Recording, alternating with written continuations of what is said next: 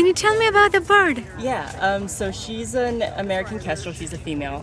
Females are a little bit larger than males are, and they're pretty much all. Good morning, सलाम, नमस्ते, आदाब प्यारे साथियों। उम्मीद करती हूँ सब खैर खैर व आफियत से होंगे। आज मज़े के टॉपिक के ऊपर बात करेंगे और वो ये है कि मुझे अमेरिका में स्कॉलरशिप कैसे मिली। मैं ख़ुद एक मिडिल क्लास फैमिली से ताल्लुक़ रखती हूँ। मेरे पास पैसे महज इतने ही थे कि मैं ट्रैवल कर सकूँ, और वो भी बाय एयर नहीं, बसेस में। और दूसरा ये कि वीज़ा वगैरह की फ़ी मैं दे सकूं। बस लिमिटेड से पैसे थे, और वो भी ऐसे थे कि मैं पाकिस्तान में यूनिवर्सिटी लेवल पे काम कर रही थी। I was a lecturer. तो यार, एक तो वजह मैंने कल के व्लॉग में बता दी कि मैंने क्यों पाकिस्तान छोड़ा। ज़रा हेल्दी इन्वायरमेंट, वर्किंग प्लेस के वास्ते मैंने कहा कि यार कुछ ऐसा हो। एक तो ये वजह थी। दूसरी वजह ये थी, ये मैं जब भी रिकॉर्डिंग करती हूँ ना, मेरी बिल्ली पीछे से कुछ गड़बड़ करती है। Minnie stop it, this is your food, I am sorry about that guys. अच्छा, तो दूसरी वजह ये थी कि मेरी एक बहुत अच्छी दोस्त थी जब हम कॉलेज में थे, तो वो मेडिकल में जाना चाहती थी।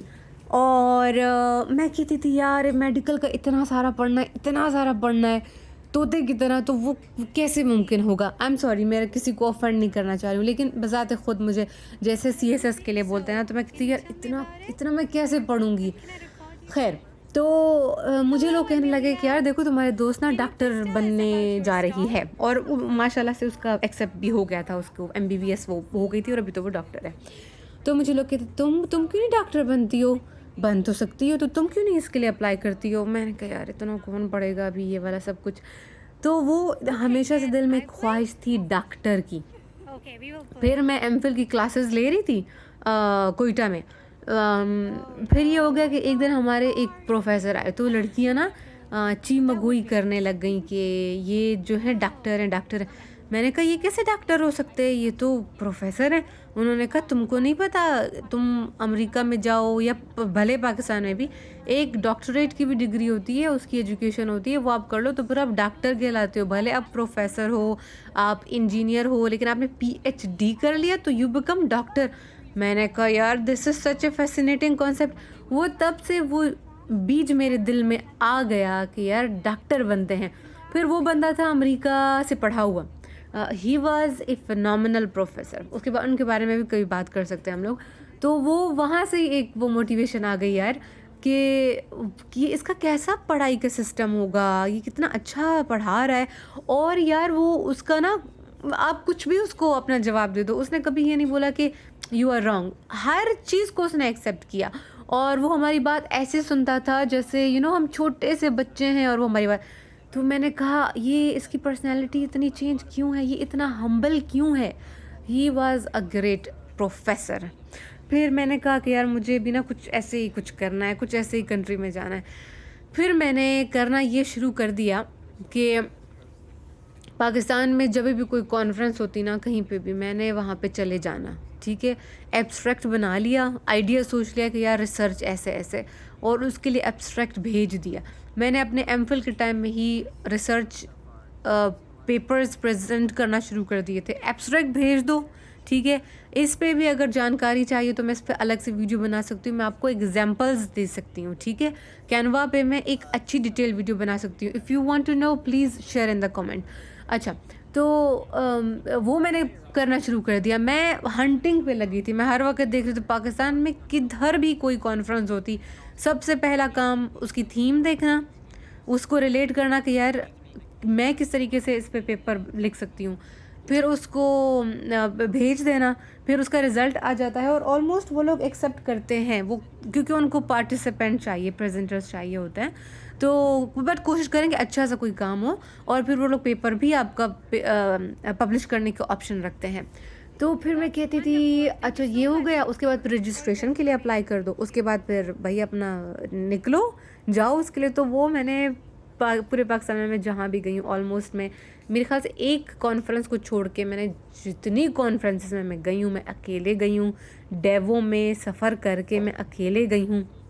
हवाई जहाज़ का सिस्टम नहीं था। जैसे मैंने बताया कि मैं मिडिल क्लास से ताल्लुक़ रखती हूँ। अच्छा, एक तो मैं ये काम करती थी, दूसरा ये करती थी कि मैं फिर देखती थी कि जिस चीज़ में मुझे इंटरेस्ट है उससे वाबस्ता जो भी प्रोफेसर वहाँ पे आ रहा है, मैं उसकी प्रोफाइल देख के, उसकी सीवी देख के कि यार उसका क्या इंटरेस्ट है, उसके हिसाब से मैं प्रपोज़ल लिखती थी अपना, कि मैं 1 टू 1 बंदे से जाके बात करूँगी, बंदे से या बंदी से, ठीक है?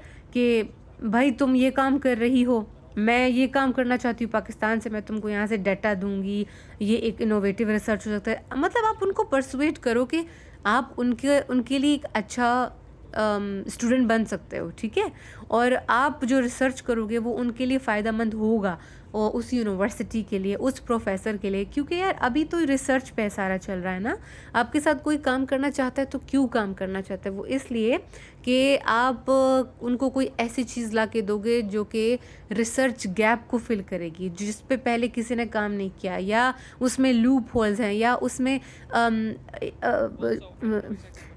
इतनी है क्या वो बोलते हैं, ज़रूरत है कि उसमें रिसर्च मज़ीद की जाए। तो इस तरीके से मैं प्रोफ़ेसर्स को ना ढूँढती थी और फिर उनसे रिलेटेड प्रपोज़ल लिखती थी। तो इस तरह से हो जाता है। का कोई प्रोफ़ेसर आपको कहता है कि यार हाँ ठीक है, ये ना अच्छा काम हो सकता है। आपने उसको कन्विंस करना है, आपने उसको पर्सुएट करना है।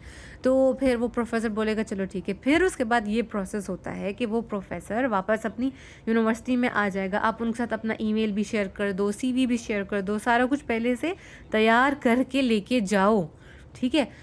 दूसरा, फिर वो प्रोफ़ेसर वापस अपनी यूनिवर्सिटी आ जाएगा, जर्मनी होगा, अमेरिका होगा, कहीं पे भी। फिर वो आपके लिए ना पोज़ीशन ढूँढेगा कि आप उसके साथ काम कैसे कर सकते हो। आपको वो अपना टीचिंग असिस्टेंट रख सकता है, रिसर्च असिस्टेंट रख सकता है। तो उसके लिए ना वो एक स्लॉट आपके लिए बनाएगा, ठीक है?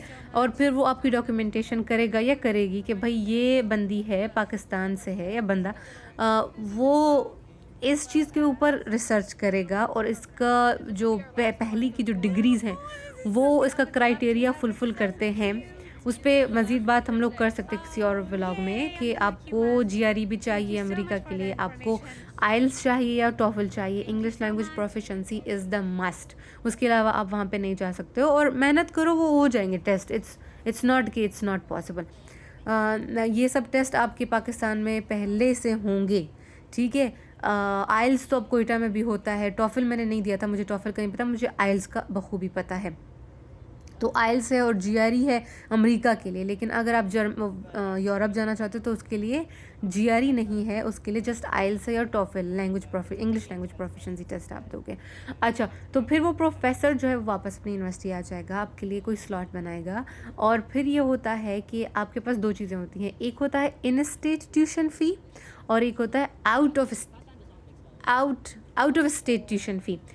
Out of state tuition fee हम लोगों के लिए या इंडियंस के लिए ये होता है कि जितना एक अमेरिकन बच्चा पे कर रहा है हम उसका डबल पे करेंगे, ठीक है? लेकिन अगर आपको यूनिवर्सिटी में इस तरीके से कोई जॉब मिल जाती है, टीएशिप या आरएशिप, तो फिर आपका जो है इन स्टेट ट्यूशन फ़ी में आप काउंट होते हो, जिसका मतलब ये है कि आपकी जो फ़ी है वो इतनी है जितनी इन बच्चों की है। तो ये एक बहुत बड़ा एडवांटेज होता है। फिर प्रोफेसर आपके लिए डिपार्टमेंट का ही कोई फंडिंग आपके लिए तलाश कर लेता है कि यार आपकी पार्शल या आपकी कंप्लीट फ़ी वेव हो जाए, ठीक है? वो भी प्रोफेसर को अच्छे से पता होता है। इसके अलावा आप वैसे भी डिपार्टमेंटल या यूनिवर्सिटी लेवल पे स्कॉलरशिप्स होती हैं। फॉर इंस्टेंस पाकिस्तानी स्टूडेंट्स के लिए यूएनसी में है पे इट फॉरवर्ड स्कॉलरशिप है, वो मुझे एक बार मिली थी। 1 साल में वो लोग $1000 देते हैं। उसके लिए आप एप्लीकेशन होती है छोटी सी, वो आप जमा कराते हो। इसके अलावा एक और एप्लीकेशन, एक और स्कॉलरशिप भी है। मतलब there are other options as well, ठीक है? तो पाकिस्तान से आप कुछ पैसे ला दो, क्योंकि शुरू में तो आपने वो रेंट भी देना होता है घर का, ठीक है? वो लीजिंग वगैरह भी तो चीज़ें होती हैं ना।